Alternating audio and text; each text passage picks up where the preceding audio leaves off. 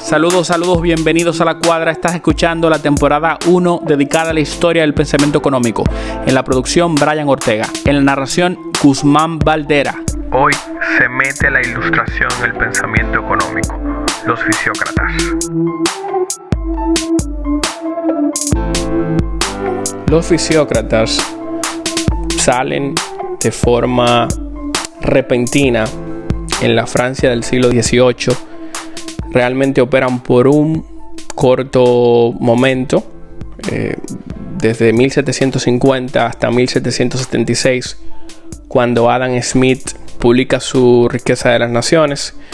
Y este movimiento, los fisiócratas, fundamentalmente es un movimiento de reacción a lo que había sido el mercantilismo. Recuerden que el mercantilismo opera desde 1600 hasta 1750, cuando emerge este movimiento interesante que vamos a estudiar hoy.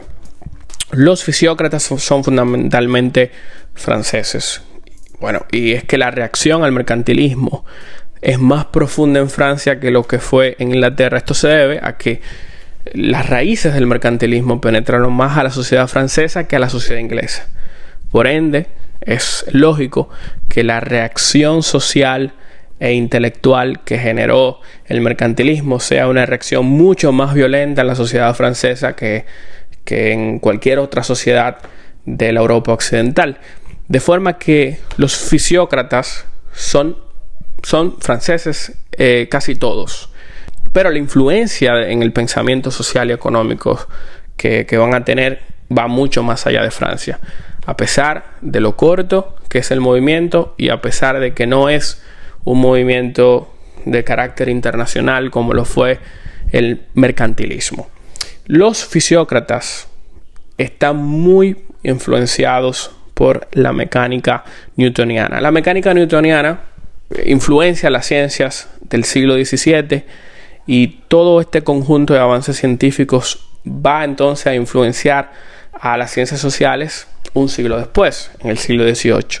Así que el pensamiento del siglo XVIII está lleno de esta idea de que hay una realidad, hay un conjunto de leyes, hay un conjunto de sistemas que están ahí afuera que hay que observar. Y la labor entonces del cientista social, la labor del economista, la labor del filósofo es observar y describir las leyes que naturalmente están establecidas. Las sociedades, para los fisiócratas, están gobernadas por un conjunto de órdenes naturales. Y la labor entonces del pensador es descifrar estas órdenes, estas leyes que rigen la sociedad y proponer que estas leyes entonces no sean interrumpidas por leyes impuestas por el Estado o por grupos de poder que entren en contradicción con estas leyes naturales. En realidad lo que se propone entonces es un retiro del Estado para permitir que este conjunto de leyes naturales puedan operar a sus anchas. Entonces se observa, como hemos dicho, la mecánica newtoniana, y esto es prácticamente una reacción a todo el engranaje de corrupción que había generado el mercantilismo. El mercantilismo no solamente fue un conjunto de ideas que se quedaron ahí en las ideas, fue llevado a la práctica, influenció sociedades, influenció la sociedad francesa, cambió el Estado inglés. La reacción intelectual y también social y política que va a generar la fisiocracia va entonces a encontrarse con un conjunto de realidades generadas por el mercantilismo. Entonces eso es prácticamente lo que explica el movimiento de los fisiócratas como desde un punto de vista del contexto social en el que nace. En Francia se observaba desigualdades en la agropecuaria, en las técnicas agropecuarias. En el norte de Francia había mucho avance, pero en el sur de Francia no tanto. De forma que en términos comparativos, Inglaterra parecía ser un país que había dejado a Francia atrás Eso también entonces va a jugar un papel importante en la necesidad de cambiar el orden que el mercantilismo había establecido, pues los resultados no eran muy beneficiosos para Francia. Y entonces este es el contexto muy, muy importante. Podríamos decir que los fisiócratas, porque hacen un labor de convencimiento, hacen un labor de expansión de las ideas, hacen grupos, posiblemente fueron la primera escuela activa económica y en ciencias sociales en general. Es decir, había un trabajo proselitista que no necesariamente lo tenía el mercantilismo, que a pesar de haber sido un movimiento más internacionalista y de mayor tiempo, casi 150 años de operatividad, a pesar de eso, los fisiócratas sí eran bastante proselitistas en sus ideas, y por eso el primer grupo de accionar económico, primera escuela que buscaba diseminar sus ideas, entonces pudiéramos decir que eran los fisiócratas. Esas órdenes naturales, esas leyes, habían que descubrirlos. Y entonces ese era el mensaje que se quería mandar. El comercio, la industria y todo tipo de actividad profesional que no fuera la agricultura y la minería era estéril.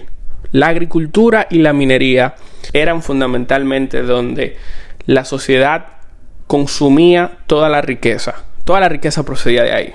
Y la lógica era que en las actividades comerciales y en cualquier tipo de actividad fuera de la minería y fuera de la agricultura, los resultados que se obtenían siempre eran iguales a la mano de obra invertida y a la materia prima utilizada. Es decir, materia prima más manos de obra igual al resultado económico.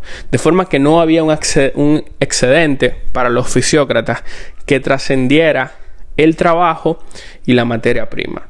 Sin embargo, en la minería, entendían ellos, y en la agricultura sí se producía ese excedente. De forma que es en ese excedente donde se encuentra el gran productor de la riqueza nacional. Por ende, lo que había que trabajar era el desarrollo de la agricultura y el desarrollo de la minería. Y las otras actividades podían entonces quedarse a un lado, siendo consecuentes con esta idea de que en la agricultura es donde se genera el valor real.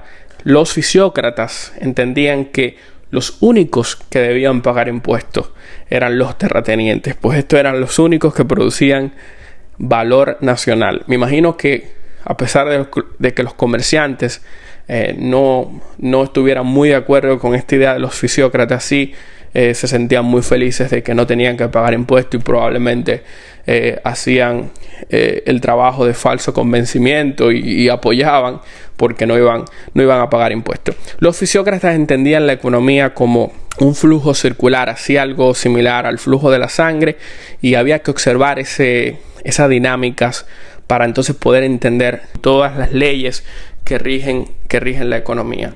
Hay una profunda influencia de la Ilustración. Esto tiene que quedar claro, lo dijimos en el episodio pasado y vamos a estar viendo esto a lo largo de mucho tiempo porque la Ilustración es tan imponente, se mete en todos lados y ya entonces vemos claramente cómo la Ilustración va teniendo un papel fundamental en el pensamiento económico. Bueno, entonces vamos a seguir analizando a los fisiócratas.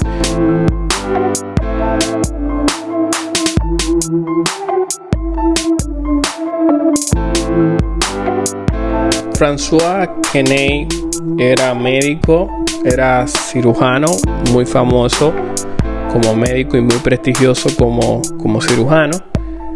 Nació cerca de Versalles y tuvo la fortuna de ser médico de la corte de Luis XV, Luis el Amado, ¿no? Él quería que Luis XV, él no era médico personal de Luis, sí era médico de la corte, pero no personal, pero pretendía que Luis XV se volviera un déspota ilustrado, mirando al concepto de ilustrado, de la Ilustración obviamente, pero también mirando a su bisabuelo, al gran rey Sol, a Luis XIV. Esto no se pudo, no fue Luis XV tan verdugo, en el sentido positivo, si se puede, tan buen rey como Luis XIV. Él quería, ¿no?, que Luis XV se elevara y fuera el gran déspota ilustrado de la Ilustración, el gran rey que seguía los conceptos, que entendía el orden natural y que lo imponía y lo defendía. Él construyó, Francois Quesnay construyó en 1758 el tablero económico, donde él explicaba no más que la distribución de los bienes, de dónde salían y cómo se distribuían, no más que algo similar al tablero económico que se enseña en una clase de principios de economía. El de él era un poquito más complejo, pero el principio detrás de explicar los agregados macroeconómicos de una forma sencilla pero lógica fue aquí inventado en 1758. Detrás de ese tablero económico, un aporte que hay que reconocerle a los fisiócratas es esta idea de entender la economía en su interdependencia. Pues eso es lo que se encuentra, ¿no?, en el tablero económico. No solamente las sumas y entender de dónde llega y por dónde salen los recursos producidos, sino también la interdependencia de los sistemas económicos en lo interno y en lo externo. Este señor procuraba que se estableciera en Francia un despotismo legal. ¿Qué es un despotismo legal? No es más que tener en la cabeza del Estado un rey que junto con un consejo de sabios sean capaces de determinar y de entender las leyes que influyen en la sociedad de manera natural. Una vez establecidas, el conjunto de leyes que rigen el comportamiento económico, que rigen el comportamiento social, procurar que esas leyes sean respetadas y eliminar todo orden que entra en contradicción con este grupo de leyes. Entonces eso es lo que se entiende como despotismo legal. Ahí un parlamento no tiene sentido porque las leyes naturales están naturalmente establecidas, no hay que crearlas, no nos ponemos a improvisar o nos ponemos a inventar nada, hay que observarlas. El trabajo del rey no es más que limpiar el camino para que ese orden natural juegue un papel fundamental y optimice los procesos sociales. El Poder Judicial sí juega un papel importante, porque el Poder Judicial, una vez tenga las listas de leyes naturales que ya el Consejo de Sabios ha determinado y que el rey ha aprobado y que el rey entiende que son estas, entonces el Poder Judicial juzga a los hombres que traten de violentar estas leyes naturalmente impuestas. Entonces esto es el despotismo legal, y esto naturalmente que tiene una lectura económica, porque el despotismo legal, obviamente la lectura principal es social, pero lo económico también es social. Hay que observar entonces el conjunto de leyes que rigen la actividad económica e imponerla de forma déspota, ¿no? Esa es la lectura económica que le vamos a dar.